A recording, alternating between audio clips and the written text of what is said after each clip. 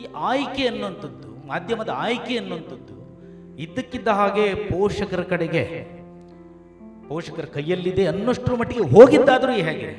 ಇದು ಸಂಸ್ಕೃತ ಮತ್ತು ಇಂಗ್ಲಿಷ್, ಕೇವಲ ಆಗಲೇ ಸೂಕ್ಷ್ಮವಾಗಿ ಹೇಳಿರೋದು, ಅದು ಬಹುಮಟ್ಟಿಗೆ ಆವರಿಸಿಕೊಂಡಿರೋದು ನೋಡ್ತೇವೆ.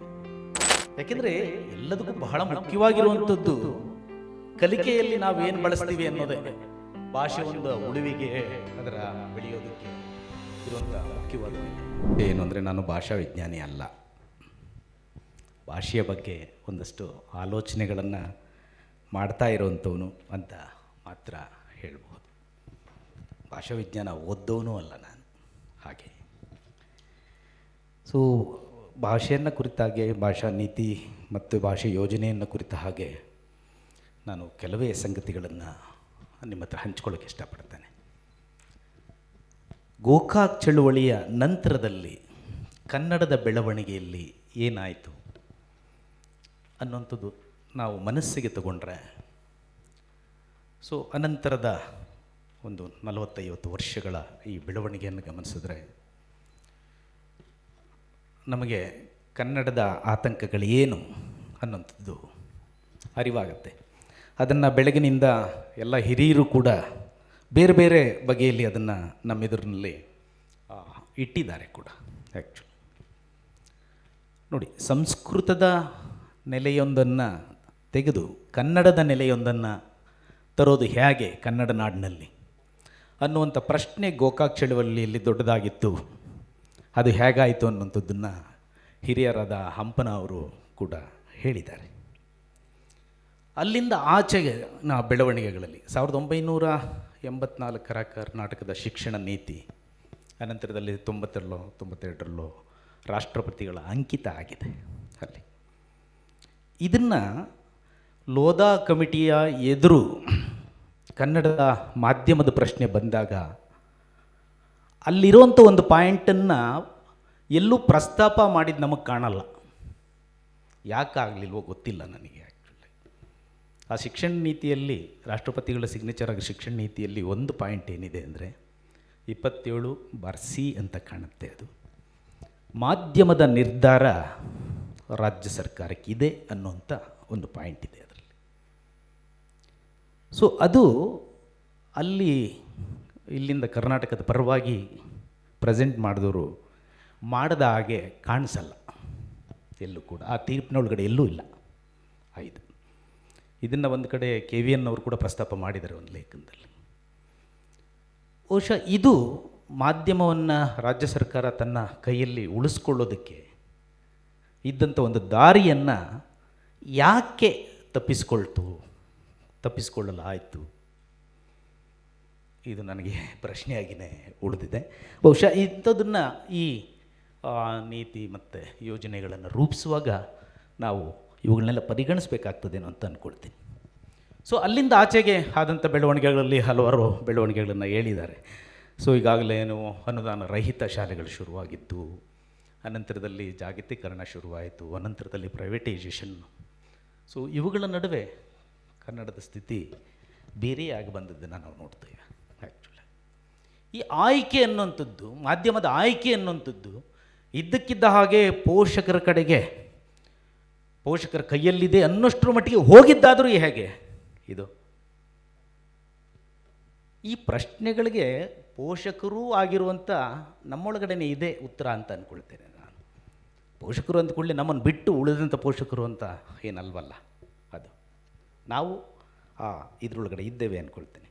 ಹೀಗಾಗಿ ಅನಂತರದಲ್ಲಿ ನೀವು ಭಾಷೆಯ ಬೆಳವಣಿಗೆಗಳನ್ನು ನೋಡಿದರೆ, ಒಂದು ಸಂಸ್ಕೃತ ಮತ್ತು ಇಂಗ್ಲೀಷ್, KVN ಆಗಲೇ ಸೂಕ್ಷ್ಮವಾಗಿ ಹೇಳಿದರೆ ಅದನ್ನು, ಅದು ಬಹುಮಟ್ಟಿಗೆ ಆವರಿಸ್ಕೊಂಡಿರೋದು ನೋಡ್ತೇವೆ.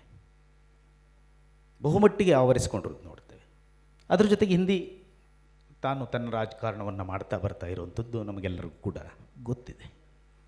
ನೀವು ಕನ್ನಡವನ್ನು ಓಪನ್ ಮಾಡಿದರೆ, ನೀವು ಅಲ್ಲಿಂದ ಆಚೆಗೆ ನೋಡಿ, ಸುಮಾರು ಕಳೆದ ಶತಮಾನದ ಕೊನೆಯ ದಶಕಗಳಿಂದ ಆಚೆಗೆ ಬಂದಂಥ ಕೆಲವು ವಿಮರ್ಶೆಯ ಪುಸ್ತಕಗಳನ್ನು, ವಿಮರ್ಶೆಯ ಪರಿಭಾಷೆಯ ಪುಸ್ತಕಗಳನ್ನು ಗಮನಿಸಿದ್ರೆ ನಿಮಗೆ ಗೊತ್ತಾಗ್ತದೆ. ಅದು ಅಕಾಡೆಮಿಯಿಂದ ಬಂದಿರಬಹುದು ಅಥವಾ ವೈಯಕ್ತಿಕವಾಗಿ ಪ್ರಕಟ ಮಾಡಿರ್ಬೋದು. ಆ ಪರಿಭಾಷೆಗಳನ್ನು ಗಮನಿಸಿ, ಗೊತ್ತಾಗುತ್ತೆ. ನೀವು ಸಾಹಿತ್ಯವನ್ನು ಅರ್ಥ ಮಾಡ್ಕೊಳ್ಳೋದಕ್ಕೆ ಒಂದು ಇಂಗ್ಲೀಷ್ ಪರಿಕಲ್ಪನೆ, ಅದಕ್ಕೆ ಈಕ್ವಲ್ ಆದ ಪದ ಯಾವುದು ಅಂದರೆ ಅದು ಸಂಸ್ಕೃತದ ಪದವೇ ಇದೆ, ಕನ್ನಡದ ಪದಗಳಿಲ್ಲ ಅಲ್ಲಿ. ಸೊ ಹೀಗೆ ನಾವು ಆ ಹೊತ್ತಿಗೆ ಬಂದಂಥ ವಿಮರ್ಶೆಯ ಪರಿಕಲ್ಪನೆಗಳು ಮಗದೊಂದು ಇವೆಲ್ಲ ಬೆಳೆದದ್ದಲ್ಲಿ, ಅಂದರೆ ಕಲಿಕೆಯಲ್ಲಿ ಏನಾಯಿತು ಅನ್ನೋಂಥದ್ದಕ್ಕೆ ಹೈಯರ್ ಎಜುಕೇಷನ್ನಲ್ಲಿ.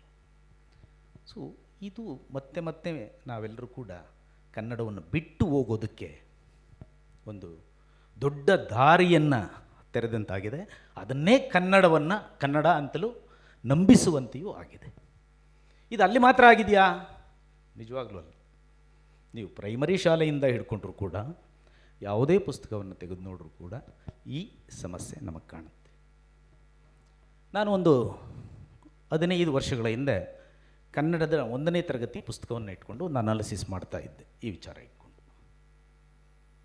ಅದರಲ್ಲಿ 1ನೇ ಕ್ಲಾಸಿನ ಮಗುಗೆ ಒಂದು 200 ಕನ್ನಡ ಪದಗಳನ್ನು ಪರಿಚಯಿಸಬೇಕು ಅಂತ ಇರುವಂಥದ್ದು, ಕನ್ನಡ ಪದಗಳನ್ನು ಪರಿಚಯಿಸಬೇಕು ಅಂತ ಅದರ ಪರಿಸರದಲ್ಲಿ ಇರುವಂಥ ಪದಗಳೇ ಸಾಮಾನ್ಯವಾಗಿರುತ್ತೆ ಅನ್ನುವಂಥ ಒಂದು ಗ್ರಹಿಕೆಯಲ್ಲಿ.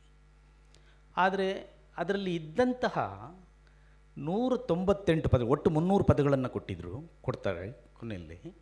ಆ 300 ಪದಗಳಲ್ಲಿ 198 ಪದಗಳು ಅವು ಕನ್ನಡ ಪದಗಳಾಗಿರಲಿಲ್ಲ. ನೆಗ್ರೋದ, ಜಲಿ, ಏರಂಡ, ಬಹುಶಃ ಪಾಠ ಮಾಡುವಂಥ ಟೀಚರ್ ಕೂಡ ಗೊತ್ತಿರೋಕ್ಕೆ ಸಾಧ್ಯ ಇಲ್ಲ. ಇದು ಈ ಬಗೆಯಲ್ಲಿ ನಾವು ಅಲ್ಲಿ ಸಂಸ್ಕೃತದ ಮೊದಲನೇ ಲ್ಯಾಂಗ್ವೇಜ್ ಆಗಿ ಓದಬಾರ್ದು, ಕನ್ನಡ ಓದಬೇಕು ಅಂತ ಬಂದ ಕೂಡಲೇ ಈ ಒಂದು ವರ್ಷ ಅಲ್ಲಿ ಪದ ಬಳಕೆಯಲ್ಲಿ ಕನ್ನಡದ ಪುಸ್ತಕಗಳಲ್ಲಿ ತಗೊಳ್ತಾ ಹೋಗಿದ್ದನ್ನು ನಾವು ನೋಡ್ತೇವೆ ಅಂತೇಳಿ. ಯಾಕೆಂದರೆ ಎಲ್ಲದಕ್ಕೂ ಬಹಳ ಮುಖ್ಯವಾಗಿರುವಂಥದ್ದು ಕಲಿಕೆಯಲ್ಲಿ ನಾವೇನು ಬಳಸ್ತೀವಿ ಅನ್ನೋದೇ. ಭಾಷೆ ಒಂದು ಉಳಿವಿಗೆ, ಅದರ ಬೆಳೆಯೋದಕ್ಕೆ ಇರುವಂಥ ಮುಖ್ಯವಾದ ನೆಲೆ. ಅಲ್ಲಿ ಕಲಿತದ್ದು ತಾನೇ ಎಲ್ಲ ಕಡೆನೂ ಬಳಸಬೇಕು ನಾವು. ಇನ್ನು ಮಾಧ್ಯಮದ ವಿಚಾರ ಬಂದಾಗ ಅದು ಕನ್ನಡದಲ್ಲಿ ಕಲಿಯದೇ ಇದ್ದಂಗೆ ಆಗೋಯ್ತಲ್ಲ ಬರ್ತಾ. ನಾವೆಲ್ಲ ಕನ್ನಡದಲ್ಲೇ ಓದ್ಕೊಂಡ್ಬಂದವರು. ಅನೇಕರು ಇವತ್ತು ಮಾತನಾಡಿದ ಹಿರಿಯರಿಂದ ಹಿಡಿದು ಕನ್ನಡದಲ್ಲಿ ಓದಿ ಅನಂತರ ಕನ್ನಡದ ಮೂಲಕವೇ ಇಂಗ್ಲೀಷನ್ನು ಕಲಿತವರು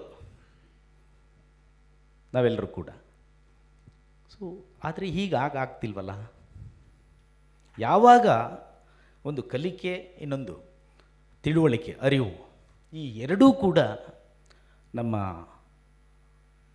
ಮನೆಯ ಮಾತಿನ ಮೂಲಕ ಸಿಗಲ್ವೋ ಅಲ್ಲಿಗೆ ಎಲ್ಲವೂ ತಪ್ಪೋದಾಗ ಆಗಿದೆ ಅನ್ನೋದು.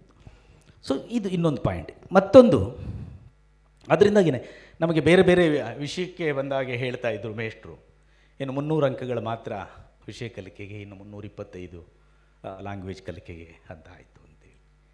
ಆ 300 ಅಂಕಗಳು ಇರ್ಬೋದು. ಈಗ 300 ಅಂಕಗಳು ಕಲಿಯೋದು ಕೂಡ ಇಂಗ್ಲೀಷಲ್ಲೇ ಕಲಿಯೋಂಗೂ ಆಗಿದೆಯಲ್ಲ ವಿಷಯ ಕೂಡ, ಮತ್ತು ಕನ್ನಡದಲ್ಲಿ ಓದುವಂಥದ್ದೇನಿಲ್ವಲ್ಲ ಅಲ್ಲಿ.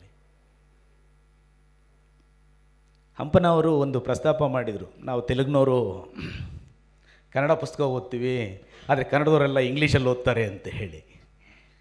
ಅದು ಕೂಡ ಒಪ್ಪೋದಿಲ್ಲ ನಾನು. ಯಾಕೆ ಅಂತ ಹೇಳಿದ್ರೆ, ಅವರು ಯಾವ ಮನೆಯಿಂದ ಬೇಕಾದರೂ ಬಂದಿರಲಿ, ಅವರು ಎಲ್ಲ ಇಂಗ್ಲೀಷ್ ಮೀಡಿಯಮ್ ಶಾಲೆಗಳಿಗೆ ಹೋಗ್ತಾ ಇರೋರೇ, ಕನ್ನಡ ಒಂದು ಲ್ಯಾಂಗ್ವೇಜಾಗಿ ಓದ್ತಿರ್ಬೋದು. ಆ ಪರಿಸ್ಥಿತಿ ಹಾಗೆ ಉತ್ಸಾಹದಿಂದ ಹೇಳೋ ಹಾಗಿಲ್ಲ ಇವತ್ತು ನಮ್ಮ ಎದುರಿನಲ್ಲಿ ಅನ್ನೋಂಥದ್ದು. ಮತ್ತೊಂದು ಆಗಲೇ ಸೂಕ್ಷ್ಮ ಪ್ರಸ್ತಾಪ ಆಗಿದೆ. ಒಂದು ಈ ಖಾಸಗಿ ಮತ್ತು ಸರ್ಕಾರಿ ಅನ್ನೋಂಥದ್ದು ಏನು, ಈ ಯಾರು ಸರ್ಕಾರದಲ್ಲಿ ಸಾರ್ವಜನಿಕವಾಗಿ ನಮ್ಮ ಜನಪ್ರತಿನಿಧಿಗಳಾಗಿದ್ದಾರೋ ಅವರೇ ಖಾಸಗಿ ಒಡೆತನದಲ್ಲೂ ಇದ್ದಾರಲ್ಲ. ಹಾಗಾಗಿ ಅವರು ಈಗ ಸಾರ್ವಜನಿಕವಾಗಿ ಕನ್ನಡದ ಪರವಾಗಿ ನಮ್ಮ ಪ್ರತಿನಿಧಿಗಳಾಗಿ ನಮ್ಮ ಪರವಾಗಿ ತೀರ್ಮಾನ ತಗೊಳ್ತಾರೋ, ಖಾಸಗಿ ಒಡೆತನದ ಅವರ ಇನ್ಸ್ಟಿಟ್ಯೂಷನ್ಗಳ ಪರವಾಗಿ ತೀರ್ಮಾನ ತಗೊಳ್ಳೋಂಗೆ ಅವರು ನಿಯಮಗಳನ್ನು ಮಾಡ್ತಾರೋ. ಈಗ ನಾವು ಭಾಷಾ ನೀತಿಯನ್ನು ಪ್ರಸ್ತಾಪ ಮಾಡುವಂಥ ಸಂದರ್ಭದಲ್ಲಿ ಈ ಸವಾಲು ಬಹಳ ದೊಡ್ಡದಾಗಿದೆ ನಮಗೆ. ಅದನ್ನು ಹೇಗೆ ಕನ್ವಿನ್ಸ್ ಮಾಡ್ತೀವಿ ಅವರಿಗೆ? ಯಾಕೆಂದರೆ ಎಲ್ಲರೂ ಅಲ್ಲಿರೋದೆಲ್ಲ ಉದ್ಯಮಿಗಳೇ, ಎಲ್ಲ 100 ಕೋಟಿಗಳು ಇರೋವಂಥವ್ರೇ, ಅವರೆಲ್ಲರೂ ಕೂಡ ಇಂಗ್ಲೀಷ್ ಪರವಾಗಿರುವಂಥವ್ರೇ. ಇಂಥ ಸನ್ನಿವೇಶದಲ್ಲಿ ನಾವು ಈ ಭಾಷಾ ನೀತಿ ಭಾಷಾ ಯೋಜನೆಯನ್ನು ಮಾಡುವಾಗ ನಾವು ಯಾವ ರೀತಿ ಕನ್ವಿನ್ಸ್ ಆಗೋ ಹಾಗೆ, ಅಥವಾ ಈ ಅವರು ಏನು ವರ್ಷಗಳನ್ನು ಇಲ್ಲಿ ತನಕ ಹಾಕ್ಕೊಂಡು ಬಂದಿದ್ದಾರೆ, ಪಟ್ಟುಗಳನ್ನು ಹಾಕ್ಕೊಂಡು ಬಂದು ಕನ್ನಡ ದೂರ ಆಗೋಗಿ ಮಾಡಿದ್ದಾರೆ, ಅವುಗಳನ್ನು ಮೀರಿ ಕನ್ನಡದ ಪರವಾಗಿಯೇ ಅವರೂ ಕೂಡ ಬರಲೇಬೇಕು ಅನ್ನೋ ಹಾಗೆ ನಾವು ಈ ನೀತಿಯನ್ನು ರೂಪಿಸೋದಕ್ಕೆ ಏನನ್ನು ಹೇಳ್ತೀವಿ ಅನ್ನುವಂಥ ಸವಾಲು ಭಾಳ ದೊಡ್ಡದಾಗಿದೆ ಅಂತ ಅಂದ್ಕೊಡ್ತೀನಿ. ಸೊ ಹೀಗಾಗಿ ಇನ್ನು ಆಡಳಿತ ಅಂತೂ ಸಂಪೂರ್ಣವಾಗಿ ಅದು ಕನ್ನಡದಲ್ಲಿ ಇಲ್ಲ.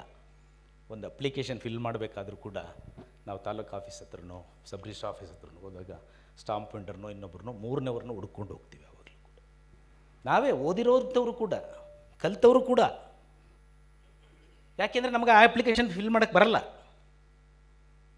ಯಾಕೆಂದರೆ ಅದು ನಮ್ಮ ಕನ್ನಡದಲ್ಲಿ ಇಲ್ಲ. ಸೊ ಈ ಎಲ್ಲ ನೆಲೆಗಳು ಕೂಡ ಇದ್ದಾವೆ. ಸೊ ಇದನ್ನು ನಾವು ಭಾಷಾ ನೀತಿ ಭಾಷಾ ಯೋಜನೆಯನ್ನು ರೂಪಿಸುವಂಥ ಸಂದರ್ಭದಲ್ಲಿ ಬಹಳ ತೀವ್ರವಾಗಿ ಯೋಚನೆ ಮಾಡೋ ಅಗತ್ಯ ಇದೆ ಅಂತ ಹೇಳಿ ನನ್ನ 7-8 ನಿಮಿಷದ ಮಾತನ್ನು ಇಲ್ಲಿ ಮುಗಿಸ್ತೇನೆ. Thank you.